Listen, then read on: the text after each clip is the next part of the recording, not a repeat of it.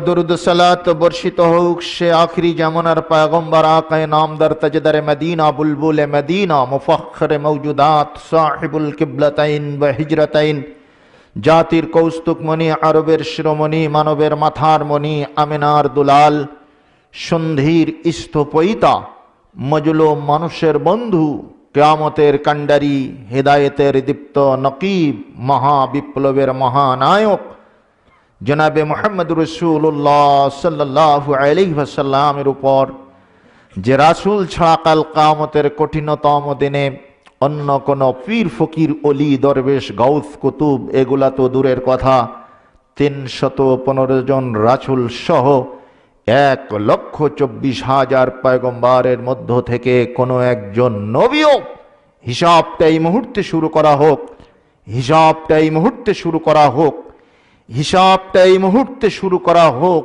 এতটুকু আবেদন করার দুঃসাহস দেখাতে পারবেন না। জোরে কই সুবহানাল্লাহ।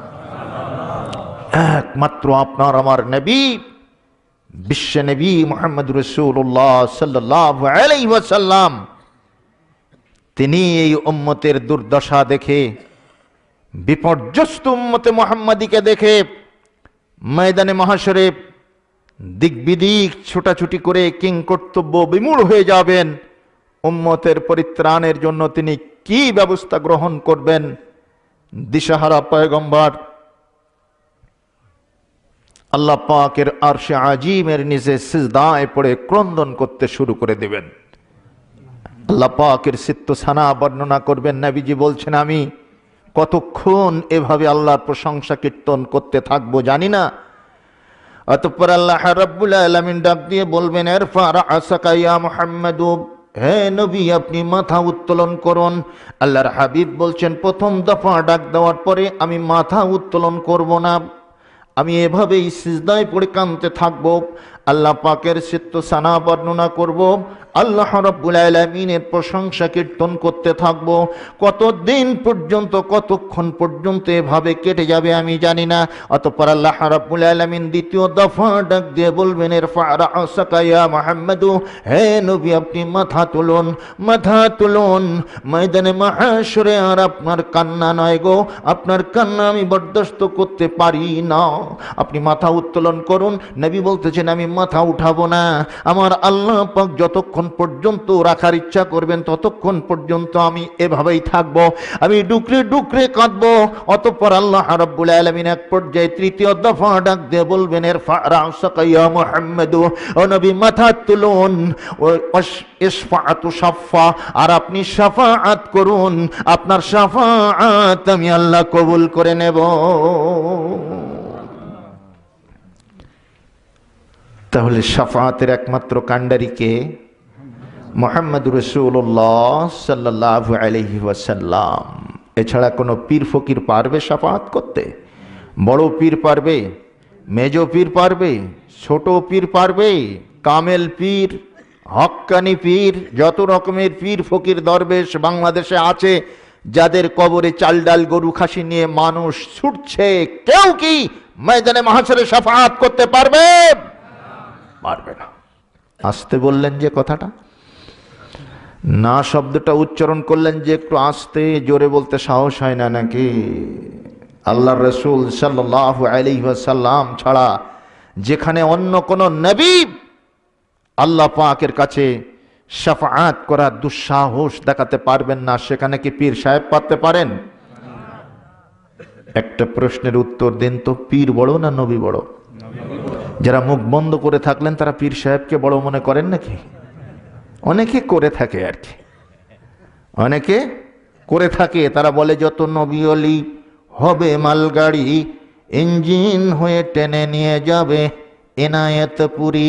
জোরে কন, আরো জোরে কন, আরো জোরে। নবীর চাইতে পীর কোনোদিন বড় হতে পারে? কিছু পাগল আছে তারা এরকম ধারণা করে থাকে। একদিন একটা ছেলে তার বাবাকে বলছে, বাবা আমি 3 মাসের বড়। আপনাদের এদিকে কোনো ছেলে এরকম আছে নাকি বাপের চাইতে 2-4 মাসের বড়? এরকম ছেলে পৃথিবীতে পাওয়া যাবে? বাবা শুনে হতবাক হয়ে গেছে, বলিস কি রে বেটা? ছেলেটির নাম হচ্ছে ধোনা। নাম কি? ধোনা। ছেলেটের গাঁ গ্রামে এরকম নাম কেউ রাখে কিনা আমি জানি না, তবে আমাদের খুলনা এলাকায় এ ধরনের নাম হয়ে থাকে। যদি এদিকে কেউ ধোনা থেকে থাকে তাহলে বুঝবেন এই ধোনা সেই ধোনা নয়।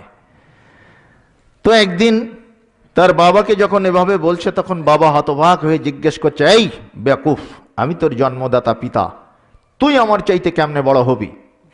তখন ছেলেটি বলছে, হ্যাঁ আব্বা, আমি দাদির কাছ থেকে সব তত্ত্ব শুনলাম, শুনে বুঝতে পারলাম তোমার চাইতে আমি 3 মাসের বড়।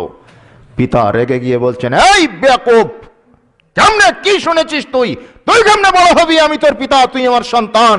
বলছে, বাবা রাগারাগি করবেন না, দাদি বলেছেন তুমি হয়েছ 7 মাসে আর আমি হয়েছি পাকা 10 মাসে।